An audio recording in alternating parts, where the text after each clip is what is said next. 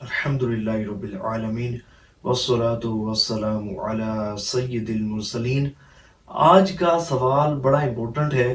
سوال یہ ہے کہ درود پاک انگلیوں کے پوروں پر شمار کرنا چاہیے یا کاؤنٹر تسبیح پر پڑھ کر شمار کرنا چاہیے؟ تو دیکھیں، آپ دونوں طریقے سے درود پاک شمار کر سکتے ہیں۔ اگر آپ چاہیں تو انگلی کے پوروں پر بھی درود پاک کی تعداد کو شمار کر سکتے ہیں اور کاؤنٹر تسبیح پر بھی درود پاک کی تعداد کو شمار کر سکتے ہیں۔ اور فی زمانہ ظاہر ہے کہ ایک جدید ہمارے پاس ایک ذریعہ آیا ہے درود پاک کی تعداد کو شمار کرنے کا، تو اس سے ضرور ہمیں فائدہ حاصل کرنا چاہیے، اور بالخصوص کہ وہ عاشقان رسول کے جو روزانہ ہزاروں کی تعداد میں درود پاک پڑھتے ہیں، تو بالکل وہ کاؤنٹر تسبیح پر درود پاک کی تعداد کو شمار کر سکتے ہیں۔ لیکن اس کے ساتھ ساتھ میں یہ بھی کہوں گا کہ تھوڑے سا جو درود پاک ہے وہ انگلی کے پوروں پر بھی شمار کر لیا کریں، کیونکہ یہ مصنون عمل ہے، حدیث مبارکہ سے ثابت ہے، اور سنن ترمذی اور ابو داؤد شریف کی حدیث ہے کہ حضور نبی کریم رؤوف رحیم صلی اللہ علیہ وآلہ وسلم نے خواتین کو خطاب کرتے ہوئے ارشاد فرمایا کہ تسبیح یعنی کہ سبحان اللہ، اور تحلیل یعنی کہ لا الہ الا اللہ، اور تقدیس یعنی کہ سبحان الملک القدوس، فرمایا کہ ان کو اپنے اوپر لازم کر لو اور اپنے اذکار کو اپنی انگلی کے پوروں پر شمار کیا کرو، کہ ان سے بروز قیامت سوال ہوگا، یہ بلوائی جائیں گی۔ سبحان اللہ، کہ انگلیوں سے سوال ہوگا اور یہ بلوائی جائیں گی۔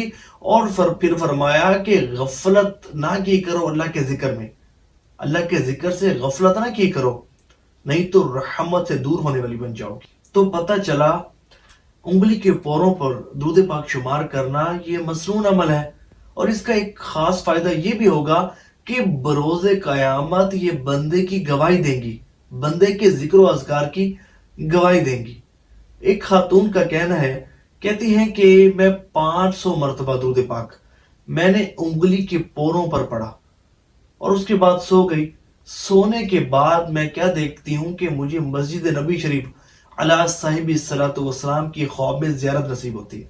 سبحان اللہ۔ اور یہ سارا، وہ کہتے ہیں کہ یہ سارے کی ساری برکت میں یہ سمجھتی ہوں کہ انگلیوں پر درود پاک شمار کر کے پڑھنے کی وجہ سے مجھے نصیب ہوئی ہے۔ سبحان اللہ، یہ ساری برکت مجھے انگلیوں پر شمار کر کے درود پاک پڑھنے کی برکت سے نصیب ہوئی ہے۔ تو ہمیں بھی چاہیے کہ ہم بھی کبھی کبھار انگلی کے پوروں پر بھی ذکر و اذکار کو، درود پاک کو شمار کر لیا کریں۔ اور آپ کو پتہ ہے اس کا ایک خاص فائدہ یہ بھی ہوگا کہ آپ کی توجہ بڑی بنے گی، کیونکہ آپ کا ذہن جو ہے، آپ کا دماغ بھی درود پاک کی تعداد کو انگلیوں کے پوروں پر شمار کرنے میں مصروف رہے گا۔ آپ کی توجہ قائم رہے گی، آپ کا دماغ ادھر ادھر بھٹکے گا نہیں۔ لیکن جب کاؤنٹر تسبیح پر بندہ ذکر و اذکار کرتا ہے، درود پاک پڑھتا ہے، تو ظاہر ہے کہ کاؤنٹر خود ہی درود پاک کی تعداد کو شمار کر رہا ہوتا ہے، اس لیے ہماری توجہ زیادہ نہیں رہتی، ہم درود پاک پر توجہ مرکوز نہیں کر پاتے۔ لیکن جب ہم تسبیح کے علاوہ ہم انگلی کے پوروں پر ذکر و اذکار کرتے ہیں، درود پاک پڑھتے ہیں، تو ہماری توجہ بہت اچھی طریقے سے بنتی ہے۔